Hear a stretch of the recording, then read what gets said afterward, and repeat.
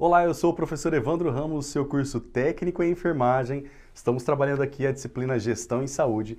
Nesta aula, em continuidade às aulas anteriores, vamos fazer a parte 5 do capítulo 8, item 8 do seu material, sobre administração e recursos materiais na enfermagem. Vamos lá? Bem, vamos falar nessa aula sobre classificação dos materiais. Como estamos falando literalmente sobre gestão e administração de materiais e equipamentos, vamos entender literalmente se existe classificação específica desses materiais e insumos que a gente utiliza na enfermagem. Bom, nesse sentido, os materiais nas unidades hospitalares, usualmente eles são classificados segundo a duração, ok? O tempo de duração, literalmente. Ou, segundo também, podem ser agrupados em materiais de consumo e também materiais permanentes. E aí a gente já consegue entender que quando aquela empresa vai fazer literalmente o inventário de materiais e equipamentos, ela não vai literalmente fazer um inventário, uma contagem dos materiais de consumo. Ela vai visualizar quantas camas tem, quantos colchões tem, quantos respiradores tem, quantas cadeiras de roda, quantas cadeiras de banho, quantas macas, ou seja, o mobiliário que é permanente. E nesse sentido, então, cabe a nós, tanto da enfermagem quanto de outras pessoas administrativas no almoxarifado, por exemplo, fazer literalmente o controle do estoque dos materiais de consumo. Então, entendendo essa lógica, você vai entender então bem o seu papel dentro dessa administração de materiais de gerenciamento de insumos. Então, os materiais permanentes, eles são aqueles que não são estocáveis, a gente não vai ter estoque de maneira expressiva, ok? Embora, por exemplo, pode existir alguma instituição que tenha macas paradas em um setor, por exemplo, que um setor que ainda não abriu.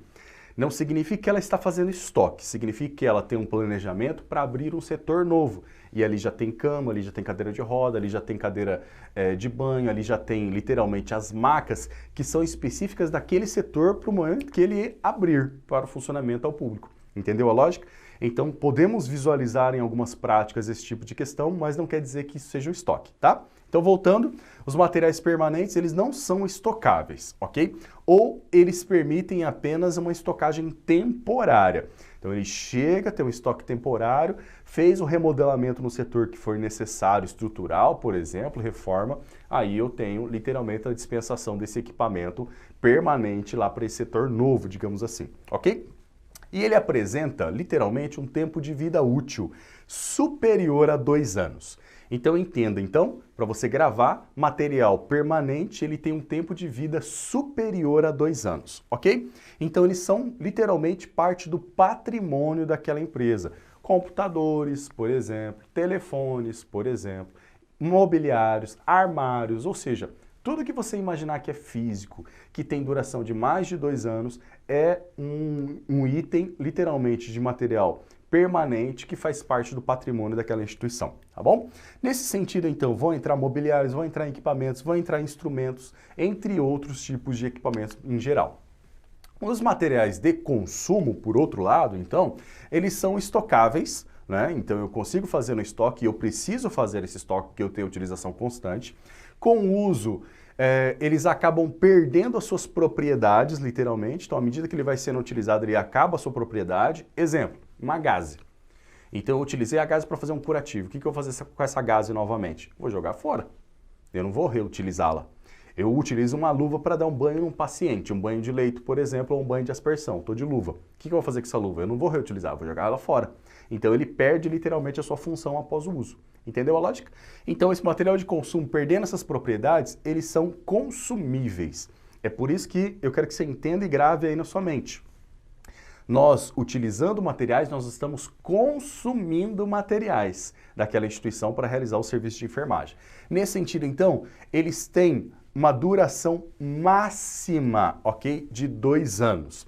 Agora eu quero que você grave aqui. Mas, professor, uma luva não dura 2 anos. Ela pode ter um período de validade pelo fabricante de 2 anos. Ok? Entendeu a lógica? Ou, em alguns tipos de situação, por exemplo, soluções. Um soro fisiológico. O fabricante ele pode dizer que o soro fisiológico dele, no recipiente dele, pode ter uma validade de 3 anos. Mas mesmo assim ele é um material de consumo, porque eu não consigo reutilizar. Ok? Entendeu essa diferenciação? Ótimo, então. Muito bem. Então, nesse exemplo, nós temos esparadrapo, né? Extensões, por exemplo, de oxigênio, inaladores, seringas, e aí vem EPIs de maneira geral, luva, óculos, máscara, avental e, nesse sentido, os materiais para fazer curativos, soluções, medicamentos também, ok? Bom, outras classificações ainda podem existir em relação aos materiais e equipamentos. Como vimos, então, o mais comum é material permanente e material de consumo. E outras classificações podem estar relacionadas com a finalidade desses produtos. Então, o uso que se destinam, então, oxigenoterapia, por exemplo, cateterismo. Então, ele pode ser classificado para o uso específico, a finalidade, ok? Então, materiais para cateterismo, materiais para oxigenoterapia, materiais para inalação, nesse sentido. Podem ter também em relação ao tamanho ou porte, de acordo então com as necessidades de instalações, por exemplo, guarda, correlacionada às suas dimensões desse material. Então ela pode ter também um outro tipo de classificação quanto ao porte, material pequeno, material de médio tamanho, material de grande tamanho, por exemplo, os tomógrafos, onde que eu vou guardar um tomógrafo, ok? É comum então que você veja em algumas instituições de saúde um tomógrafo parado no corredor, porque está esperando literalmente terminar a reforma ali daquele local de imagem para colocar ele para dentro da sala e fazer o uso, obviamente, desse tomógrafo. Entendeu a lógica? Bom, outras classificações que ainda existem são em relação ao custo. Então, o custo, literalmente, ele pode ser classificado esses materiais de baixo custo, de custo intermediário e de alto custo, ok? Por isso que a gente ouve, por exemplo, na mídia, esse medicamento é de alto custo, por isso que ele não está disponível em todas as farmácias. Temos que buscar na farmácia central, na farmácia do estado, por exemplo, ok? Então, entendendo essa diferenciação, a gente consegue só visualizar que eles estão classificando em relação ao custo, esse tipo de insumo. E também nós podemos ter uma classificação em relação à matéria-prima, ser de plástico, ser de silicone, ser de materiais, ser de cerâmica, ser de vidro, por exemplo. Bem, outras classificações ainda podem estar relacionadas quanto à função do controle, então material fixo, material móvel, material circulante, a função também de guarda, se ele é perecível, lembrando que se ele é perecível, ele perece muito mais rápido, então ele tem que ser consumido rápido, ok? Como alimentos, por exemplo. Se ele é inflamável, se ele é frágil, se ele é pesado, se ele é tóxico, é um outro tipo de classificação. Lembrando que na nossa prática é muito comum a gente visualizar então a classificação de material permanente e material de consumo, ok? Bem, em relação ao custo, de maneira específica, ao tipo de classificação por custo, existe um modelo de classificação que é elaborado por Vilfredo Pareto, que é a mesma lógica de Pareto, ok? Denominado curva ABC. É bastante importante essa lógica aqui, vai cair em questões no futuro de provas que você for fazer para conseguir um emprego, ou até mesmo provas de concurso, esse tipo de lógica, porque ele está muito ligado às nossas práticas de administração, ok? Onde os materiais, de maneira em geral, são classificados em 3 tipos, tá? Ou 3 categorias, categoria A, categoria B, categoria C. Simples assim, tá? Não tem isso aqui não é uma sigla, é letra A mesmo. Então, categoria A, B ou C, tá bom? De acordo com o custo. Então, grave aqui uma informação importante. Quanto à qualidade do material, os itens, por exemplo, da classe A, eles deverão corresponder a 20% na quantidade. Os itens da classe B em relação à quantidade, 20% a 30%. E os itens da classe C em relação à quantidade, 50% dos materiais.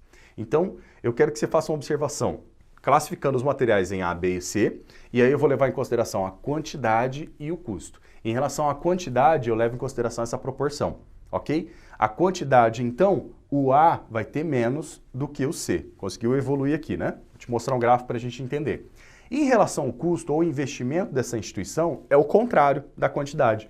Os itens da classe A, eles têm que representar 50%, ok? Os itens da classe B de 20 a 30, intermediário, e os itens da classe C, 20% da quantidade total, aqueles que têm custo, ok? Aí, nesse sentido, a gente tem esse tipo de visualização, quando eu coloco isso numa tabela, numa prancheta, literalmente, para eu organizar essa curva ABC.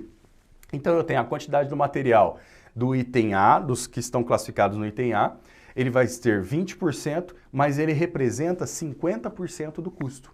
Aí eu já quero que você entenda, então, que ele está sendo classificado em A, B, C, então os itens da classe A, eles são muito caros. Gravou? Gravou essa informação? Os itens literalmente da classe A, eles são muito caros. Eles representam até 50% do custo total de todos os insumos dessa instituição. Ok? Então, se ele é muito caro, eu não vou ter em grande quantidade para ter uma sustentabilidade, uma rotatividade e toda a gestão aqui dessa administração de materiais. Eu posso ter, então, até 20% do total dos materiais e insumos daquela instituição.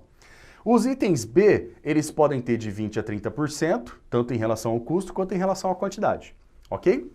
Agora, os itens C são aqueles itens mais baratos, que eles vão ter até 20% do custo total, ok? Então aqui eu consigo visualizar a lógica de Pareto em todos esses itens, tá? Então, nesse sentido, os itens da classe C, eles são os mais baratos e são os que são muito utilizados. Muito mesmo. Aqui entra esparadrapo, entra agulha, entra seringa, entra luva, entra avental, ou seja, entra de maneira em geral os materiais que a gente usa muito de consumo na enfermagem.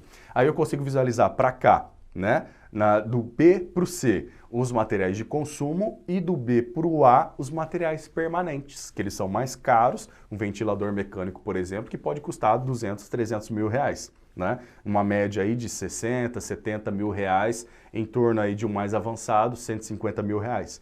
Nessa lógica, você vê então que a instituição ela vai ter menos ventiladores mecânicos, porque são muito caros, mas ela vai ter muita luva, muito scalp, muita gaze, ok? Muita atadura, e aí vai indo dos materiais de consumo. Entendeu a lógica de Pareto aqui na curva ABC? Isso ajuda muito a gente a fazer uma administração adequada de materiais, ok?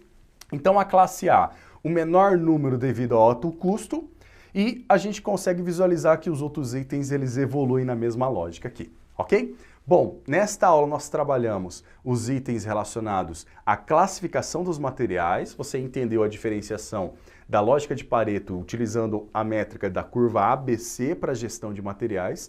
Falamos então da parte 5 do capítulo 8, item 8 do seu material, sobre administração e recursos materiais em enfermagem, ok? Obrigado pela sua atenção e eu aguardo você na próxima aula.